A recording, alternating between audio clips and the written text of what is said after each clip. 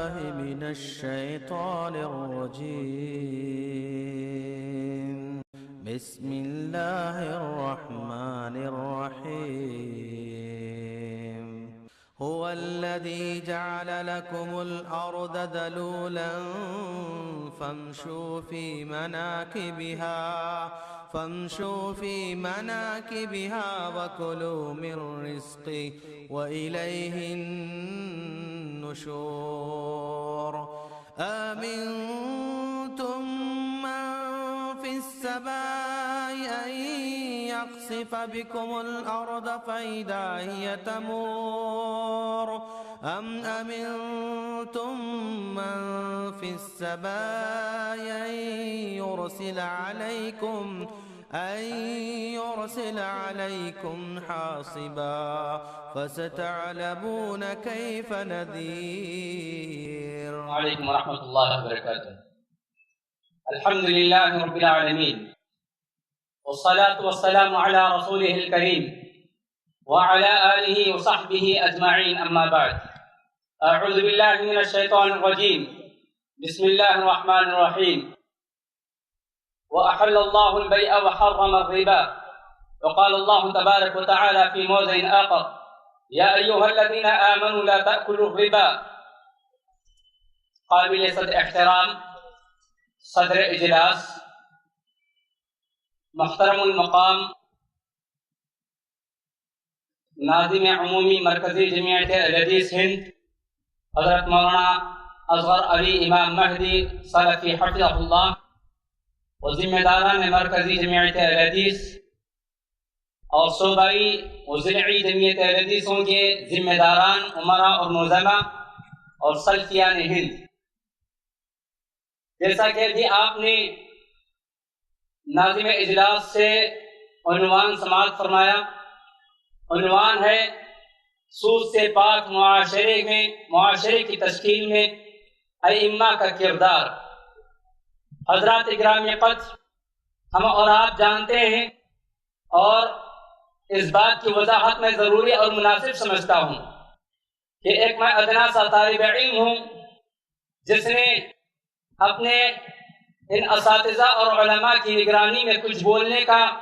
شرف حاصل کرنے کی اور سیکھنے کی کوشش کے لیے یہاں ٹھہرا ہوا ہوں، ورنہ یہاں جدید علماء کرام جو میرے اساتذہ کا درجہ اور مقام رکھتے ہیں، ان کی موجودگی میں لب کشائی میرے لیے ضروری نہیں ہے، باوجود اس کے کچھ سیکھنے کا موقع میں حاصل کرنے کے لیے یہاں ٹھہرا ہوا ہوں۔ حضرات، اللہ تبارک و تعالیٰ کا شکر اور اس کا احسان ہے کہ آج دنیا انسانیت ہر چہاروں جانب سے اپنے اپنے حقوق کی پامالی کا رونا روتے ہوئے اور حقوق کے حاصل کرنے کے لیے جد و جہد اور سعی مسلسل کر رہی ہے۔ ان حالات میں مرکزی جمعیت اہل حدیث ہند نے ایک بڑا ہی اہم ترین اقدام یہ اٹھایا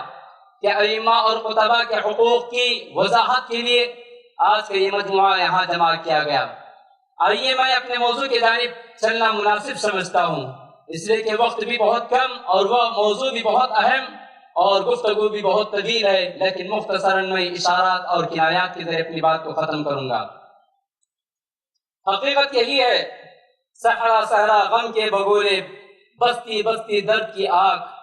صحرا صحرا غم کے بگولے بستی بستی درد کی آگ، جینے کا ماحول نہیں ہے لیکن پھر بھی جیتے ہیں، ساغر ساغر زہر گھلا ہے، قطرہ قطرہ قاتل ہے، یہ سب کچھ معلوم لیکن پیاس لگی ہے پیتے ہیں۔ سود ایک ایسا لفظ ہے جس کے سنتے اور سناتے ہوئے، جس کے لکھتے یا پڑھتے ہوئے ہی ذہن اور دماغ کے اندر ایک عجیب سی کیفیت پیدا ہوتی ہے۔ قرآن کریم نے سود کی حقیقت کو 12 مقامات پر الگ الگ ناحیوں سے اس کی وضاحت کی اور اس پر وعیدیں نازل فرمائی۔ جناب رسول اللہ صلی اللہ علیہ وسلم کی احادیث مبارکہ اس بات پر دلالت کرتی ہیں کہ آپ علیہ السلام نے سود کے تعلق سے جس قدر سخت سے سخت ترین وعید بتائی۔ آپ علیہ السلام کے فرامین سے پہلے میں آپ کے سامنے قرآن کریم نے سود کے تعلق سے دو چند مقامات کا تذکرہ جو قرآن کریم کے اندر موجود ہے ذکر کرتا چلوں۔ میں نے اپنی تقریر کی ابتدا سورہ بقرہ کی آیت کریمہ سے کی۔ اللہ تبارک و تعالیٰ نے کہا وَحَلَّ اللَّهُ الْبَيْعَ وَحَرَّمَ الرِّبَا کہ اللہ تبارک و تعالیٰ نے بیع کو حلال کیا، تجارت کو حلال کیا، اور حقیقت یہی ہے کہ تجارت کے اندر اللہ تبارک و تعالیٰ نے خیر و برکت رکھی ہے، اور سود اللہ تبارک و تعالیٰ نے اس کو حرام قرار دیا۔ اور اہل ایمان کو اللہ تبارک و تعالیٰ نے حکم دیا کہ ایمان والا اپنے رب العالمین کا حکم بجا لاتے ہوئے سود سے بچنے کا اللہ تبارک و تعالیٰ نے ایمان والوں کو حکم دیا۔ فرمایا رب کائنات کا حکم ہے یا ایھا الذین آمنوا لا تأکلوا الربا، اے وہ لوگ جو ایمان لے آئے ہو سود مت کھاؤ اور سود سے پرہیز کرو۔ اور کامیابی کی ضمانت دی اللہ تبارک و تعالیٰ نے سورہ بقرہ سورہ آل عمران کی آیت نمبر 130 کے اندر آگے بیان فرمایا وَاتَّقُوا اللَّهَ لَعَلَّكُمْ تُفْلِحُونَ، اے ایمان والو اگر تم سود سے اجتناب کرو گے، سود کے کھانے سے اور سود کے کاروبار سے، سودی لین دین سے، سود کے معاملات سے اگر تم پرہیز کرو گے اور حکم الہی کو بجا لاؤ گے اور حکم خداوندی پر اگر تم عمل پیرا ہو جاؤ گے تو لعلکم تفلحون، تو شاید کہ تم کامیابی اور کامرانی سے سرفراز کیے جاؤ۔ کامیابی اور کامرانی کی ضمانت اسی چیز میں بتائی گئی کہ سود سے ہم اور آپ اجتناب کریں، لیکن اور اسی کے ساتھ ساتھ اللہ تبارک و تعالیٰ نے سود کی حقیقت بھی واضح کر دیا۔ سود سے بچنا یا سود سے اجتناب کرنے کی ایک اہم ترین وجہ یہ بھی ہے کہ اللہ تبارک و تعالیٰ نے سود کی قباحت اور سود کی حقیقت بھی واضح کی۔ یمحق اللہ الربا ویربی الصدقات کہ اللہ تبارک و تعالیٰ نے سود کو میاں میٹ کر دیا، سود کو ختم کر دیا۔ سود ختم ہونے والی چیز ہے، ربا ختم ہونے والی چیز ہے، لیکن صدقات اور تجارت فائدہ مند چیز ہے، خیر و برکت کے دروازے کھولنے والی چیز ہے۔ اگر کوئی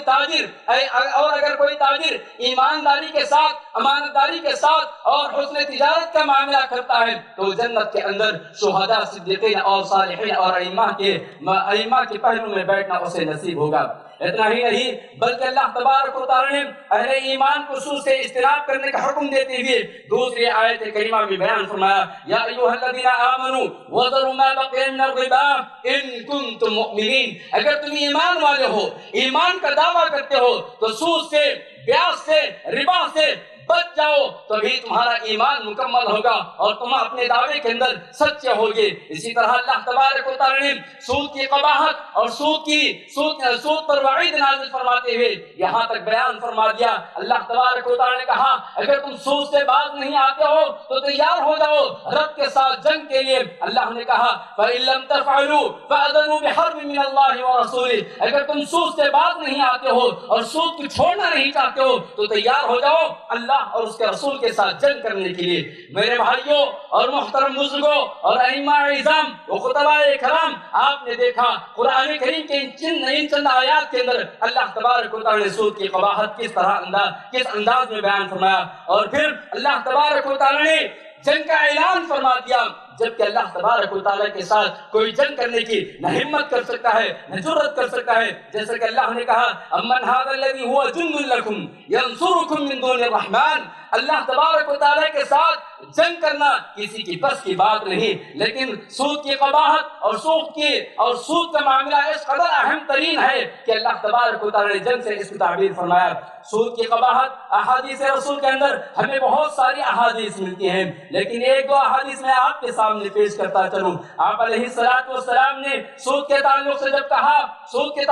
کہا تو وہ رسول جس کو اللہ تبارک و تعالیٰ نے تعریفی کلمات کے اندر بیان فرمایا وما ارسلناک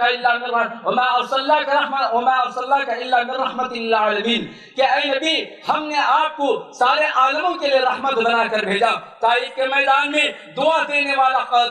والا نبی اللہم اہدی قومی فانہم لا یعلمون، احد کے میدان میں پتھر کھا کر اپنے دندان مبارک کو شہید کروانے والا نبی، جب سود کا معاملہ آیا تو اس نبی نے لعنت فرمائی۔ آپ علیہ السلام کی حدیث ہے، حضرت جابر رضی اللہ تعالیٰ عنہ اس حدیث کے راوی ہیں، آپ صلی اللہ علیہ وسلم کی اس حدیث کو نقل فرماتے ہیں لعن رسول اللہ صلی اللہ علیہ وسلم آکل الربا وموکلہ وکاتبہ وشاہدیہ وقال ہم سوا، رواہ مسلم۔ آپ صلی اللہ علیہ وسلم نے کہا، آپ صلی اللہ علیہ وسلم نے ہر اس آدمی پر لعنت فرمائی جو سود کے معاملات کے اندر شریک ہوتا ہے، چاہے وہ کھانے والا ہو، چاہے گواہی دینے والا ہو، چاہے سود کا معاملہ لکھنے والا ہو، درمیان میں آنے والا ہو، ان تمام لوگوں کے تعلق سے آپ علیہ السلام نے لعنت فرمائی۔ وہ نبی جس نے میدان طائف کے پتھر کھاتے ہوئے اپنی قوم اور اپنی امت کے حق میں دعا خیر کیا تھا، وہ نبی سود کے معاملے میں لعنت فرما رہا ہے۔ حاضرین گرامی قدر، ہمیں اور آپ کو سوچنا چاہیے۔ آپ علیہ السلام نے سود کی قباحت کے تعلق سے بیان فرمایا۔ حضرت ابو ہریرہ رضی اللہ تعالیٰ عنہ اس حدیث کے راوی ہیں، آپ صلی اللہ علیہ وسلم نے کہا الربا 70 بابا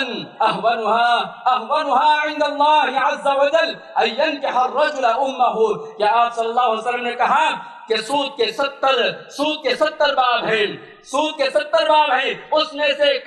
کم ترین درجہ رکھنے والا اللہ رب العالمین کے نزدیک بحیثیت گناہ یہ ہے کہ ایک آدمی اپنی ماں کے ساتھ زنا کرنے کے مترادف ہے۔ حاضرین، ہم نے اور آپ نے سنا کہ سود اس قدر برا اور اس قدر بڑا گناہ ہے کہ ہمیں سنتے اور سناتے ہوئے شرم محسوس ہوتی ہے۔ الفاظ کے اندر اس کا حق ادا نہیں کیا جا سکتا، لیکن آج ہم اور آپ دیکھ رہے ہیں کہ مسلم معاشرے کے اندر سود مختلف ناموں سے، مختلف اسکیمات سے، کہیں بیمہ کے نام سے، کہیں مختلف لون کے نام سے، کہیں گورنمنٹ کے اسکیموں کے نام سے، کہیں گھروں کے نام سے، کہیں گاڑیوں کے نام سے، کہیں مختلف اشیاء کے نام سے سود ہر گھر کے اندر داخل ہوا ہے۔ اللہ ماشاءاللہ امت کے اندر سوائے چند کے شاید کہ سود سے کوئی گھر بچا ہوا ہو۔ اللہ تبارک و تعالی کی پناہ کہ سود نے ہر راستے سے ہر گھر میں داخل ہونے کی ناکام کوششیں کی اور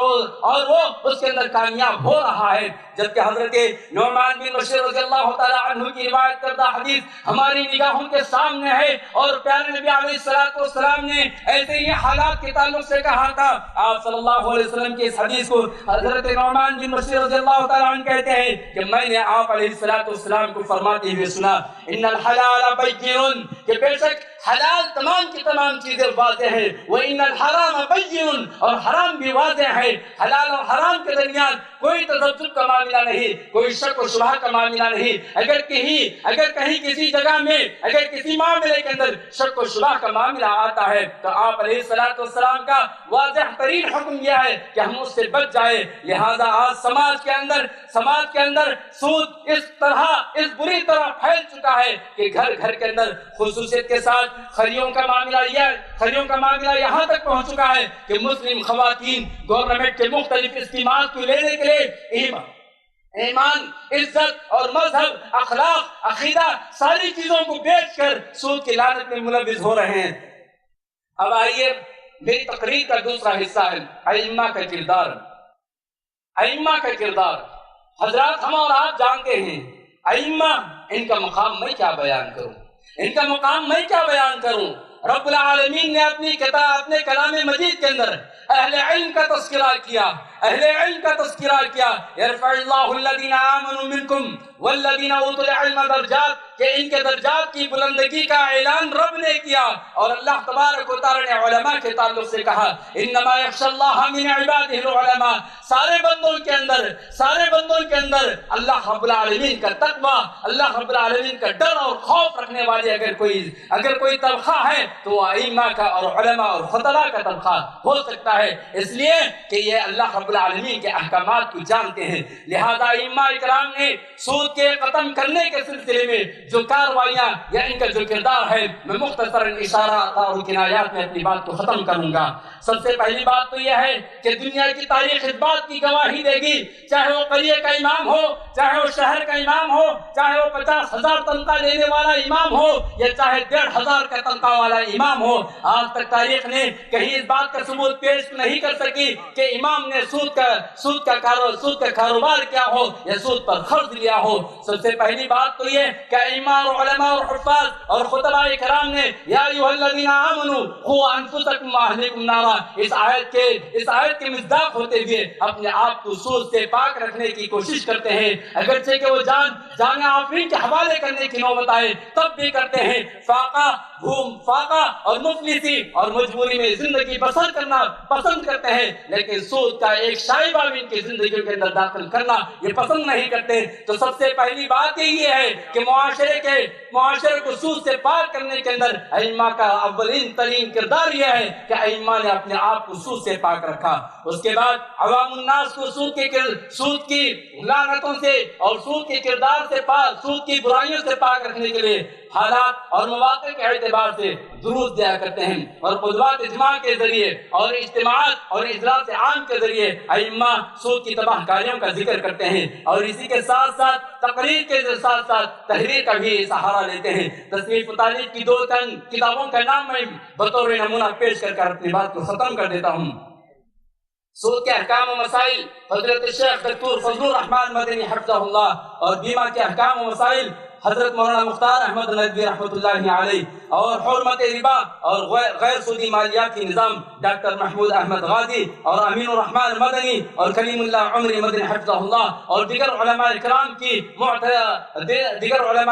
کی اس پر تفصیلی کتابیں موجود ہے. معلوم یہ ہوا کہ ائمہ اکرام نے اس سود کی لعنت سے معاشرے کو پاک کرنے کے لیے اور معاشرے کی حفاظت کرنے کے لیے تقریر کے ذریعے، تحریر کے ذریعے، اور اس کے ساتھ ساتھ آخری بات یہ ہے میری کہ ائمہ کرام کی ایک تاریخ بن سکتی ہے، اور تاریخ اس بات کی گواہی دے گی کہ کسی بھی امام کے سامنے اگر کسی بھی مجبور انسان نے اگر ہاتھ پھیلایا ہے تو اسے بغیر سود کے انہوں نے قرضہ دیا ہو یا پھر اپنی جانب سے کچھ دیا ہو، اگر وہ بھی نہ ہو سکا تو اہل ثروت کی جانب اس کی رہنمائی کی ہو. آئیے دعا کیجئے کہ اللہ رب العالمین معاشرے کو سود سے پاک کرنے کے لیے ائمہ کرام کے کردار کو اور بھی منظم انداز میں ادا کرنے کی توفیق عطا فرمائے. اور اس کے لیے ضرورت اس بات کی ہے کہ ہم اولاد گلی گلی، مسجد شہر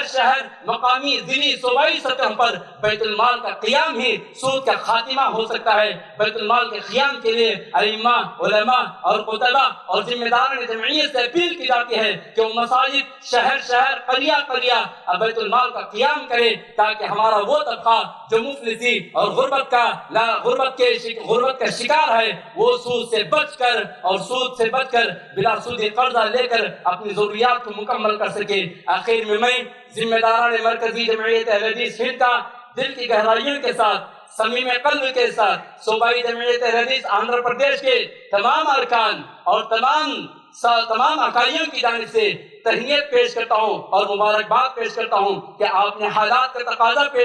کے تقاضے کے مد نظر دلی اور رام لیلا میدان کے اس تاریخی گراؤنڈ کے اندر آپ نے ایک عظیم الشان کانفرنس 33 میں منعقد کی. دعا ہے کہ رب العالمین آپ تمام کے خدمات جلیلہ کو شرف قبولیت سے نوازے اور تادیر جمعیت اور جماعت کے اوپر آپ کا سایہ عاطفت رکھے اور اللہ تعالیٰ آپ کو صحت و عافیت سے نوازے. آخر میں اللہ رب العالمین سے دعا ہے کہ اللہ تبارک و تعالیٰ مجھے اور آپ کو سود سے پاک معاشرے کی تشکیل کے اندر ایک دوسرے کے تعاون فرمانے کی توفیق عطا فرمائے. پھر آخر میں اپنی کمی علمی اور بے بدعتی کا ذکر کرتے ہوئے جگہ لینا مناسب سمجھتا ہوں کہ علماء کرام جو میرے اساتذہ کے قائم مقام ہیں، آپ کے موجودگی میں لب کشائی کی کوشش کی. ہو سکتا ہے سرخط لسانی سے مجھ سے کچھ غلطیاں ہوئی ہو، ان امیدوں کے ساتھ رخصت ہوتا ہوں کہ آپ اپنے دامن عفو میں مجھے جگہ عطا فرمائیں گے. آمین. والسلام علیکم ورحمۃ اللہ وبرکاتہ، وصلی اللہ علی النبی الکریم.